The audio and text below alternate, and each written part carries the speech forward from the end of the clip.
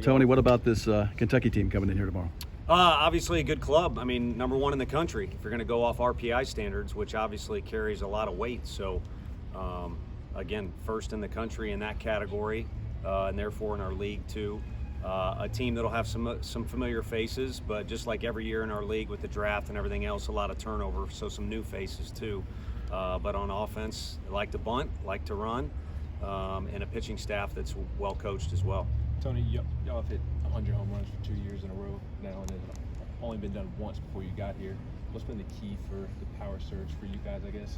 Yeah, I don't know. I think prior to that, we were real close to that number because I think Coach Elander was bothered by it. But at the end of the day, the stat you'd like to have more than anything is a win. And when you're able to drive the ball for extra base hits, whether they be home runs or just doubles or triples, you put yourself in a good position. And I think our ballpark has been friendly to us, as has other places. And the combination of said Coach Elander getting guys to swing the bat in the cage the way that he used to, and then Coach Q in the weight room is a pretty good combo. And of course, just like everybody in the country, you're trying to coach good athletes too. We've been blessed with some guys that, have done well here. And as you see, the group in pro ball on the mound and at the plate is doing really well right now. It's fun to watch those guys, in addition to trying to see who the next wave of those guys will be. Is there any one particular thing Q has implemented in the weight room or out here on the field to maybe help in that department? I don't think, first of all, I stay out of his way. I mean, the first year there, I liked being in there and kind of walking on the treadmill or just kind of killing time in there to see how the guys handle their business. I mean, you can tell a lot by a guy how he goes about it with his routines, in particular in the weight room.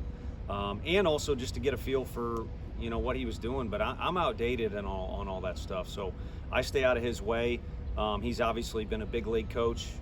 He's been a coach throughout the minor leagues. He played himself. So he's as experienced as anyone, and he's got his own little formula he uses. And the one thing that's cool about he and Coach Anderson, they're both arguably, well, not arguably, they are at the top. Now, if you want to put them in first place in their category in college baseball, that would probably be a heated debate. But they're both open to new ideas and learning about whether it's new technology or whatever it is. And they supplement with those things that they think are appropriate. But again, he's got his own system that's worked at all levels, and it's certainly worked for us. Tony, Kentucky, it feels like they've thrown a different Friday night guy each of the last kind of 4 or 5 weeks. How difficult is to prepare for that?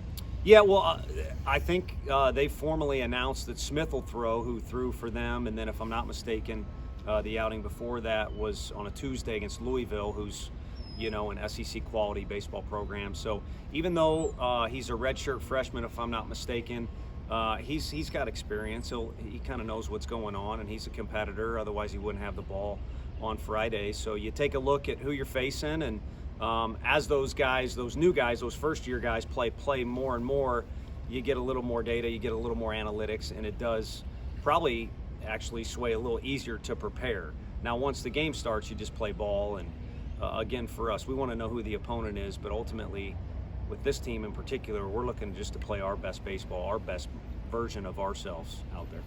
Since Andrew Lindsay starting on Friday nights, how have you seen his confidence grow, and do you anticipate that he'll be in that position through the remainder of the regular season starting on Fridays? The cool thing about him, and I think also his teammates, because of how he goes about his business and how he competes and his personality, I think he's always been confident, and I think the guys have always been confident in him. And because we're going to shake some things up for a variety of reasons, the guys didn't bat an eye. They liked that he was going to get the ball. I think where some things have increased, and maybe confidence in our ability to leave him out there for a longer period of time, pitch count and things like that, and just kind of having a feel for how the game's going to go when he's out there for 5+ innings. Now that he's kind of settled in as a true starter, I think there's a greater sense of comfort there and understanding. But regardless of how it goes, a lot of our guys have attributes that we trust and know are going to be there no matter what the scoreboard says. And his teammates like playing behind him, and he's going to compete. Seems like the last few weeks of DHL kind of got in a rhythm with Griffin against lefties, Dillon against righties. Just with KT being back, how does that kind of change that dynamic? Yeah, I think KT is, still kind of, getting back to it. So there's a little bit of asterisk as it relates to him being out there for us. But Griffin is one of the older, more experienced, more successful hitters in the country. And then Dylan Dreiling is one of the more up and coming talented hitters you have. It's nice that one's right, one's left, so you can kind of mix and match a little bit. But the bottom line is we've gone with what we think is our best defense going into the weekends, and then try and find a way to get those two guys, in the lineup, or, to give us a chance to produce offensively, which they seem to do more than not before the game is over. Now, KT gave us a nice little spark when he was playing, so it'll be interesting how we, get him back in the mix. Tuesday's start was just to get some reps under his belt, so it didn't feel like he was going from 0 to 60. But we'll have to see how he gets mixed in, and certainly being a left-handed pinch hitter is a good option. Kind of reference this, but what's it like seeing some of that success that guys from the last 2 years have had in the minors so far, from Gilbert to Hunley to Cheese and everyone else? Yeah, it's fun.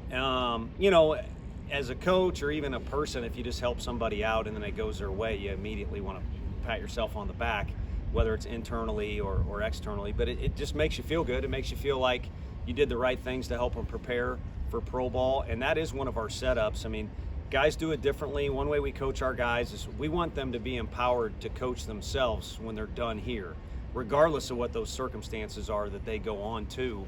And I feel like even guys who haven't gotten a lot of action or didn't go, well, I'll just say guys that have transferred that communicate with us, or guys that enter pro ball, they feel like this place better prepared them for whatever the next thing is. And so sorry for the recruiting blur, but that's the front end of it.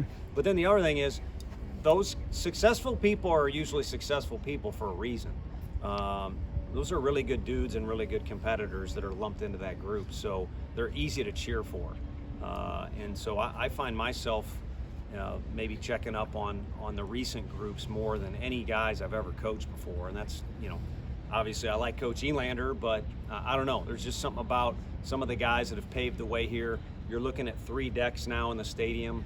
All those guys, and some guys that are done with pro ball or didn't make it, Pete Durkee, they helped build that deal. So there's a close knit there, if that makes sense.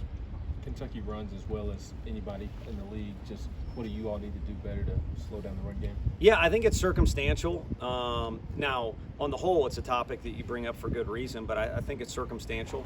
What's going on with the score, who's up at the plate, who do we have on the mound, what the count is, and those things like that. But you want to know who is on the bases, and then you want to approach it with a variety of looks, going over that way. And we've talked about it and done some stuff to prepare, and then ultimately you look at I think it was against Austin Peay when they reviewed the play at second. Simo had a really good tag, and then Zane Denton had a play. They reviewed it at third when we were at Georgia, but he had a really good tag on a play around the base. So kind of being strong around the base and making sure you're doing a good job on the receiving end to catch is very, very important, because whoever's back there, that's all we want them to do is just play catch. If you got to be Superman and come out of there and break your world record for pop time to second or to third, then it wasn't meant to be to get the guy out anyway. So if we play catch and do a good job on the receiving end, then that to me is success. Whether the guy's out or safe, we'll leave that up to the umpires. With this being the last regular season home weekend, what would you want the fans to know about what their support has meant to you guys through the ups and downs the season has brought? Yeah, I think all you have to do is look at it. When things kind of went our way, it could have been easy for there to be fair weather fans after a loss to Tennessee Tech, and instead it seems like the season, the fan base has been growing. And you actually look back to February, we might have had one of our best weekends prior to even getting into what is called the spring. So the weather hasn't been perfect. It seems like it's been better when we're on the road here in Knoxville. But usually it's the better the weather that gets and the better you play, the better the crowds get. Our crowds have just increasingly gotten better and more intense as the season goes on. So they've helped us right the ship or gain momentum or get stronger as the season's going. And then I would expect for the final weekend to be a little bit rowdy. I mean, as they said, days of confused, school's out for summer. So. Tony, heading down the stretch here, how important is it to hold serve at home here this weekend? Yeah, I think it's the game that's in front of you. Again, this team's got its own theme. This season's kind of written part of its story to this point. And all you got to do is look at the wackiness that took place on Tuesday night here with our midweek game for a reference point of what's the next thing in front of you. And our guys will be out here shortly. It'll be a lighter practice with finals and a Friday series awaiting us, 3 long days. But what's the thing in front of you? And we probably had the best coach in the country talk about be where your feet are and Pat Summitt. So I would listen to her before I'd listen to me if I was one of our players. So there you go. Anything else for Coach? All right, thank you, Coach. Thanks, everybody. Thank you. Appreciate it. Thanks, Coach.